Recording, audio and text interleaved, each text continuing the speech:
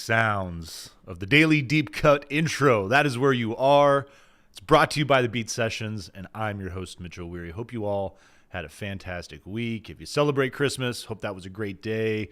But if you celebrate all the other things that are out there, Hanukkah, Kwanzaa, whatever it was, I hope that you've been having a fantastic holiday season. We all still got the New Year coming up. I'll be coming at you tomorrow with an episode of Classic Wax. There's not much that comes out this time of year music-wise, so it was a little tough trying to dig up some stuff and to create some content for you guys, but it happened. So I will be there. I'll be there tomorrow morning too, getting back to the regular schedule with the Daily Deep Cut.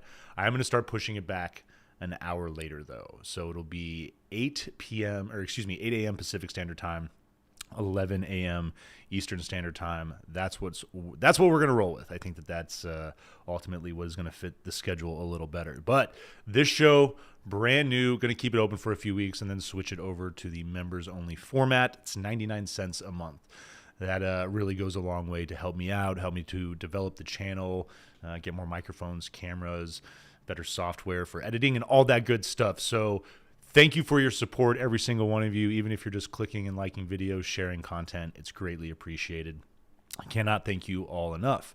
This show focuses on a daily deep cut every day. Obviously, it's in the title, but there's themes that are going to guide us every single week. And so the theme this week is alternative music from the 2000s. Another, I don't even want to call it a guilty pleasure. It's my time and place. It's when I was young, and there was a lot of good music coming out at that time in the alternative scene. I think that given what happened with music coming off the mid to late 90s, the big drive towards commercial pop, basically, the Backstreet Boys, Britney Spears, all that stuff that was out there, the movement of punk rock to the pop category. I feel like all of this that was happening, the alternative music scene in the 2000s was definitely a response to that, and thank God for it, because I know that me and a number of other people were just craving sounds that were more complex, authentic, that were challenging in ways. I think that the song that we're talking about today, Reptiles, is that kind of song. From their only record, their debut and their only record, their self-titled record, Them Crooked Vultures, released in 2009. The 8th track on this album is a gem. And there's just a lot of good stories about this song. This song apparently is the one that kind of just got the boys inspired, and I know got them kind of in a bit of a spin as far as trying to handle the groove. Dave Grohl especially talks about the drum parts on this song just being absolutely insane, but we'll get into that. There's a fun little quote with him. This all starts back in 2005 though, with the creation, the recording of In Your Honor, Foo Fighters record, and Josh Homme helping out on the record, but they also, hit up John Paul Jones and they asked him for help. He was a session musician, at the time, and yeah, agreed to work on the record, recorded piano on Miracle and mandolin on Another Road, back-to-back tracks on that record, on the second part of it. So, I mean, Dave talks about having the opportunity just to work with him in that capacity and how that in and of itself was amazing and would have been satisfying from a career standpoint. Like, if it had just been left there, that would have been good enough. That experience was just so magical. And all three of the guys talk about the chemistry that this band has. All three of them agree that from the moment they enter the recording studio, whatever room that they're in, they start jamming, and there's this feeling, this energy that is so natural, and it makes the writing process just so much more fun. And knowing that these three guys are that dialed in with this dynamic, it really is unfortunate that it has been 15 years and that we haven't received another record. They talk about it, though. I know that Josh did an Ask Me Anything on Reddit at the beginning of the years, like sometime around in March, and kind of left the ball in Dave Grohl's court. I thought that was a weird sort of statement from him, seeing as how he is kind of the front man. I know it's a super group. I know that it's tough to, I guess, assign that that role to whomever's in the band. But I feel like when, if you're the lead singer and you're up there with the guitar, it feels like it's kind of Josh's place. But left the ball in Dave Grohl's court. But I know all these guys continue to talk about wanting to play together. Doing a reunion tribute show for Taylor Hawkins back in 2002 is about the closest that we've gotten. They played Gunman, which I think was pretty cool. Dave Grohl in the Guardian, he for years they've said that they were working on stuff, that it was going to happen, but he says it's still hard to accept that I got to play in a band with John Paul Jones. There it is, right there. Technically, we're still a band. We practice once every decade, and we're coming up on another decade, aren't we? I don't have any official news, but there's always something cooking. And then it says in a further interview with NME, Grohl elaborated, "We've talked. We've got together. We never say never. If you want me to be a drummer, we either have to be best friends or you have to be better than Josh Homme or John Paul Jones." So good luck with either of those things. If those guys call and say that it's time to go, then I'm going to go, because that's the band. That's the band that I want to be the drummer of forever. Josh and I talk about it all the time. I know that John would love to as well. It's also like herding cats, so we'll see. Obviously, these three guys, very busy with everything that they have going on. Josh Homme in multiple bands. Queens of the Stone Age, obviously. I still think Eagles of Death Metal are together. I still think that they do their thing. It's been a while since I've checked in on them, actually. If you guys have any info on them, please drop it in the comments. But John Paul Jones especially as well, busy session musician. He's always in high demand, always doing stuff. And Dave, being Dave, certainly doesn't help with scheduling conflicts. But knowing that this band still has the drive and the energy to want to create music, keeping that hope alive is definitely important, because this is an outfit that I think everybody would agree we'd all love to see more music from them. Reptiles, though, this 8th track on the record is something else. This album, these songs, they definitely have a Queens of the Stone Age drive. And that's why I bring up Josh Homme seeming like the front man. There's this sludgy stoner rock element to this record, to these songs, and I love it. It's captivating. It's really seductive in a lot of ways. It's kind of like why you watch, any kind of like art and entertainment that takes you to those darker recesses. Like I'm reading Ham on Rye right now, Charles Bukowski. And it's so funny because it's a book. It starts off with him as a child, so obviously there's there isn't the vulgarity in those first few chapters. The idea of him as a young person going through life, going through this process of discovery, not knowing certain things, right? And so as you get further into the book, there's the material and the themes, they start to get a little darker. They start to get a little more. I'm just trying to think of the best term to describe the kind of foul nature of it. But I mean, it is what it is. It's real life. As teenagers, we start to, discover the things, the wanton things in the world, alcohol, sex, all those things that we're told to stay away from, but that are the cornerstones of rock and roll. Loving Dave Grohl's energy on the kit. There's kind of this, punk drive, so to speak, that carries a lot of these songs. I love the energy, and hitting as hard as he does. I mean, the fact that John Paul Jones, working with these guys before they reach out to him, he loves the idea, and he talks about it as well. He talks about the dynamic that exists between the three of them, the ability to just walk into a room and create the way that they do.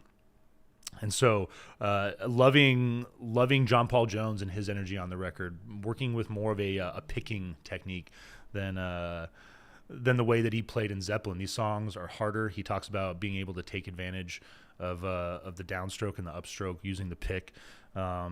Just a slightly different technique that's going to deliver a different sound, and that sound definitely works for this record, and particularly, for this song, Reptiles. Talking about so funny, talking about the song, Homme talks about learning some of the songs. Learning the song Reptile especially is frustrating. It's not even that the parts are difficult, it's that they're so contrary. There's so many. Looking at John Paul Jones, You're a trained organist. That's 5 things playing at once. I'm a guitarist. That's 2 things. And then Jones responded, but you're singing at the same time. I could never do any of that. And Home added, and then they both have to be done with feeling. And this is the most important thing with any live song. And I was having a discussion with someone recently because we do have a lot of live music at the restaurant that I work at. It's got a pretty cool venue. But a lot of the bands that come in, it's cover songs, and it's cover songs that don't sound that tight. The tempo sounds slow. The instrumentation doesn't feel like it's coming together in a way that these guys have rehearsed the tracks. It's just unfortunate. You can hear a song and you can tell when an outfit isn't meant for each other. Just first and foremost, maybe some of these groups are just not the right players to be playing with each other. And then then there's just a matter of rehearsal. If they're getting the time in that they need, if that time is being well spent. There's all these different factors. But I love that they address that there. I love the idea that, if you're going to play something live, it has to feel natural. It has to feel like second nature. It has to feel like you're just speaking a different language. Dave Grohl admits too, he's like, I only started understanding the song 3 weeks ago. And this is on November 20th, 2009. They put this album out, I think, on November 17th. It was sometime in November in 2009 that they put out this record. So it's pretty wild to think that Dave Grohl working on this part pretty much right up to the release of the record, and still taking that long to get it. He said that's effing insane. Josh said he wanted me to hear all the different beats playing on one stereo, and so I sat there as the guinea pig with headphones on. He said, man, I was so pissed off that day. I was mad. I was in the worst fucking mood because I didn't get the song, but I do now. And it's wild. It's wild to think that this particular track, when you talk about these 3 guys, is so intimidating. But it is a gnarly song. It opens up with these frenzied guitars, the roll in the drums, the groove that Dave Grohl is able to find with this beat is incredible. It is one of a kind, and there's not much else out there that I've heard that I really can compare it to. Really impressive number, really impressive way to open this song, and it starts off just really frenzied, really just all over the place, and it comes together, and then it finds this groove, and I love the way that the song does catch hold and does find its place. I'm trying to find this spot here where Dave Grohl is talking about the song, and no, I lost it. Well, anyways, we'll keep with the track because I want to read the lyrics as well. It's oh my gosh, I lost all my stuff. Sorry guys, I don't know what happened to my stuff. But with the sludgy stoner rock feel, we're going to pull this thing up. And it starts off, I love the way it opens. I tried to make a break. What a fool. I should have known. I never listened. I'm in a cage, an animal. I'm in a cage. And I love the intensity of his voice, talking about the passion of that performance, the feeling that comes into it. There's definitely a lot of intonation in Josh's voice on this song that it's, it falls right into what he's talking about with that. But the Reptiles, they won't let me go. I think they want you to stray. There's these dark lyrics. It's, really right there. And up to interpretation, I definitely feel the energy of this song is tied to the idea of, being bogged down with your vices, knowing that your behavior is trapping you and keeping you from branching out and to getting to where you want to be, but knowing that you're just, whether it's insecurity, whether it's addiction, whatever it might be, you're just still drawn back, and it's almost kind of like this sick sort of Stockholm syndrome type of thing where the powers that be that are manipulating you know that they can kind of let you go out and do your thing. It almost kind of in a weird way reminds me of Rumspringa with the Amish kids. The little experimentation, if you guys aren't familiar with it, there's documentaries and crazy stuff out there about it. But the idea is okay, you've been reared and raised in this lifestyle. Go see what the rest of the world is like, and if that's what you really want. And I cannot help but feel that there, especially with that last line. I think they want you to stray. Watch the monkey dance, give him a taste. Look at him, he's always smiling. Help me to escape, your mouth agape, you foreign tourist, woe is me. It will be a funeral, a circus.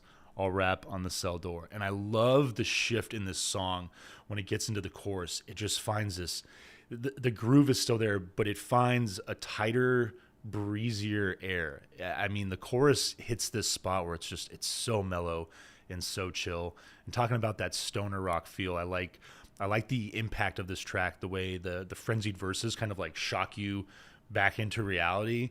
And then the chorus is just going to sort of lull you off. And there's this beautiful back and forth between them. Trained by consequence and the lash, it leaves me breathless. Their praise is a poison to us all. In the moonlight, their scars flash like jewelry. Get too precious, get locked up in a cage. Want to get, gotta risk. Any move misconstrued and you're screwed. Tongues flash and flick as they're screaming. Oh, they lie, just like any lover. Oh, do they, those kisses will burn, Under the lights, they snap a finger. You jump, you answer. Like a naive hooker with a big dumb smile. For the reptiles, I guess you'll never know. They won't let you go, 'cause you're the soup du jour, that's for sure. Questions are a fire that needs feeding to survive. So just let those flames die down. See them reptiles crawl, getting closer. Why won't some come to drive them away?